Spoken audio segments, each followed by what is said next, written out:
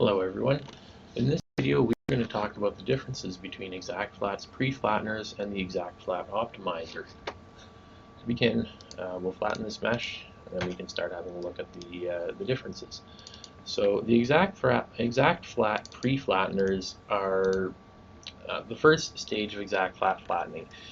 Flattening objects in exact flat is a two-stage process, the first stage being the pre-flatteners and the second stage being the optimizer.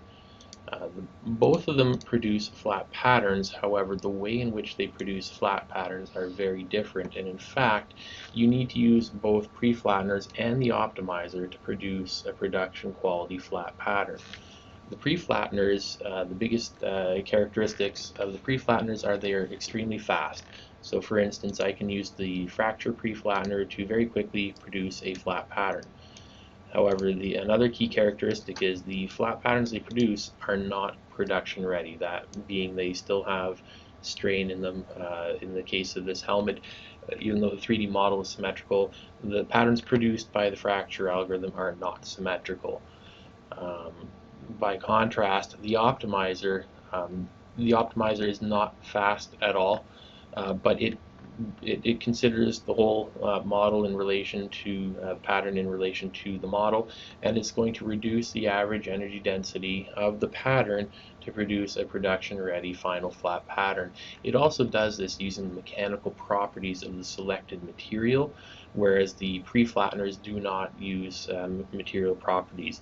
So in exact flat, the correct workflow is to first use a pre-flattener, and the reason we do this is to produce a flat pattern that better resembles the final shape, as well as eliminates any kind of folds or wrinkles that may be in the pattern.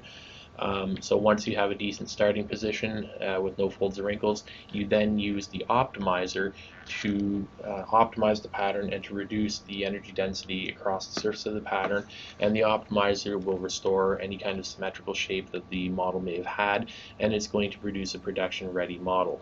So I used the fracture algorithm on these, and with this fracture algorithm, depending where you select the model, you get a different pattern. And as I fracture, we're getting different shape, and we can see that we still have a bit of a fold or wrinkle here. It's easier to see them if we turn off the tessellation, then turn off the highlights. We can very easily now see that we've got quite a few folds or wrinkles. So there are a number of strategies to do this.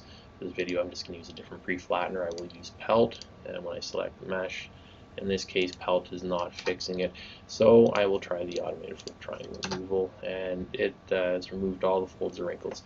So in the case of this pattern, we can use the pre-flatteners at any point we want, as many times as we want, and we're always, depending on the tool we use, in the case of fracture, we're always going to get a different shape depending where we select. But as long as optimize is always the very last operation we do, we will end up with a production ready pattern. So I will turn back on our strain analysis and triangulation. So we've used the pre-flatteners on here, we've produced patterns. In the case of this one down here, it looks fairly symmetrical, which the input is symmetrical. And in the case of this one, we've simply eliminated a lot of strain on the pattern already. So we will use the optimizer to finish the flattening process. We're going to accept the defaults and use a simple cotton, and when I click OK, the optimizer will start running. And very quickly we're going to take these pre-flattened shapes and we're going to very quickly see a more symmetrical shape appearing as the optimizer works to minimize strain and sag on the pattern.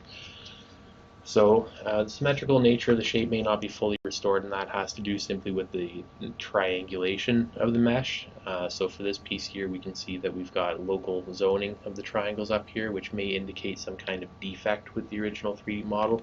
This may inhibit the ability of the optimizer to fully resolve the shape here. We may also have problems with the optimizer because of the shape and the cuts that have been created. If we're trying to optimize extremely complex curved objects with extreme complex curvature, double curvature, very wavy, the optimizer may not be able to fully resolve it. In that case, you may want to look at splitting up your mesh to try to allow the shape to be optimized better.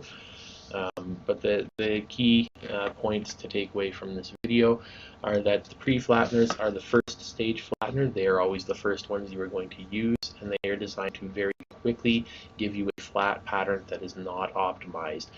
The pre-flatteners do not use material properties or mechanical properties of the material at all. They are designed solely to very quickly get you a flat pattern, and they are tools used to minimize strain and sag going into the optimizer and to eliminate folds and wrinkles in the pattern. By contrast, the optimizer is the second stage of the flattening, so the optimizer is always going to be the very last thing we do before exporting a DXF, and it is designed to minimize strain and sag across the entire surface of the pattern and to produce your production quality pattern. So the optimizer does use mechanical properties in the material, and it also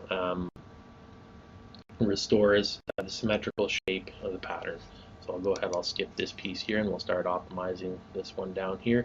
And we're going to notice that the pattern is going to start, we're going to notice the color change, which indicates strain is changing from green down to cyan, and the symmetrical shape to the pattern is emerging much better. Thank you for watching.